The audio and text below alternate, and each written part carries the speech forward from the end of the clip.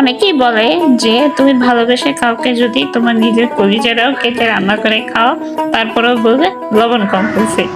যাই হোক, আসসালামু আলাইকুম, welcome to my cooking page Rebecca's cooking and daily life blog. আজকে আমি আপনাদের সাথে গরুর কলিজার একটা ভুনা রেসিপি শেয়ার করব। সর্বপ্রথম আপনারা যেটা করবেন, কলিজাটা এইভাবে হলুদ দিয়ে পানি গরম করে হলুদ দিয়ে তার ভিতরে কলিজাটা দিয়ে সঙ্গে কয়েক টুকরো লেবু দিয়ে এটাকে সুন্দর করে সেদ্ধ করবেন। সেদ্ধর সময় দেখবেন এই দেখেন কি পরিমাণ ময়লা আছে এই কলিজার সাথে, এগুলা ঠিক এইভাবেই বের হয়ে যাবে। এগুলা খুব সুন্দর করে পরিষ্কার করে নেবেন। পরিষ্কার করা সেদ্ধ করা হয়ে গেলে কলিজার এই উপরে পাতলা একটা আবরণ থাকে টিস্যুর মতো। হ্যাঁ, এই টিস্যুর আবরণটা এটাকে ঠিক এইভাবে হাত দিয়ে টেনে উঠিয়ে ফেলবেন। এটাও একটা ময়লার অংশেই পড়ে। এটাকে সুন্দর করে উঠিয়ে নিয়ে এবার এটাকে সুন্দর করে টুকরো টুকরো করে কেটে নেবেন আর কি। আমি এখানে এই যে কিউবের মতো করে টুকরো টুকরো করে কেটে নিয়েছি। এবার এটাকে রান্না করার পালা। ফ্রাই প্যানে পর্যাপ্ত পরিমাণ তেল দিবেন। তেলটা গরম হয়ে আসলে এখানে গোটা গরম মশলা দিয়ে দিবেন,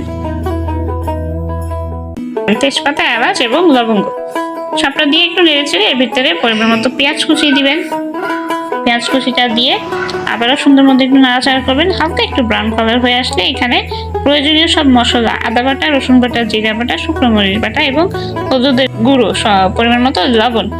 আমি সবসময় আমার রেসিপিতে আপনারা হয়তো খেয়াল করেছেন, আমি সবসময় বাটা মশলাটা প্রেফার করি, বিকজ বাটা মশলা দিয়ে রান্নার টেস্টটা অনেক বেশি দ্বিগুণ হয়। মশলাটাকে খুব সুন্দর করে কষিয়ে নেবেন। এক পর্যায়ে সেখানে আরেকটু পেঁয়াজ বাটা অ্যাড করবেন, সামান্য একটু পানি অ্যাড করবেন, করে খুব ভালো করে মশলাটাকে কষিয়ে নেবেন। মশলাটার ভিতর থেকে কাঁচা গন্ধটা চলে গেলে এর ভিতরে কিউব করে রাখা আমাদের কলিজার টুকরাগুলো এখানে অ্যাড করে দিতে হবে। কলিজার টুকরাগুলো অ্যাড করে দিয়ে খুব সুন্দর করে মিশিয়ে নিয়ে এটাকে কিছু সময়ের জন্য রান্না হতে দিবেন। এরপরে এখানে বাড়তি পরিমাণ মতো যে পানিটুকু আমাদের দরকার হয় সেটাই এখানে অ্যাড করে দিবেন। অবশ্যই পানিটা গরম পানি দেওয়ার চেষ্টা করবেন।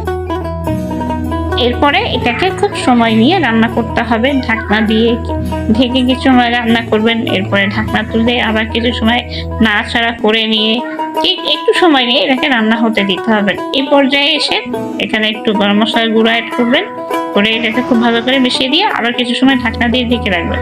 এখানে দেখতে পাচ্ছেন আমাদের ঝোলের পানিটা শুকিয়ে ভুনা ভুনা হয়ে আসছে।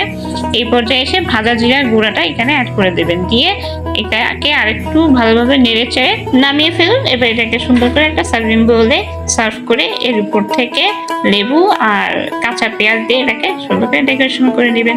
ব্যাস হয়ে গেল। আশা করি আমার আজকে এই কলিজা ভুনা রেসিপিটা আপনাদের সবাই ভালো লেগেছে। এরকম আরো সব রেসিপি দেখতে আমার সাথেই থাকবেন। সবাই ভালো থাকবেন। আসসালামু আলাইকুম।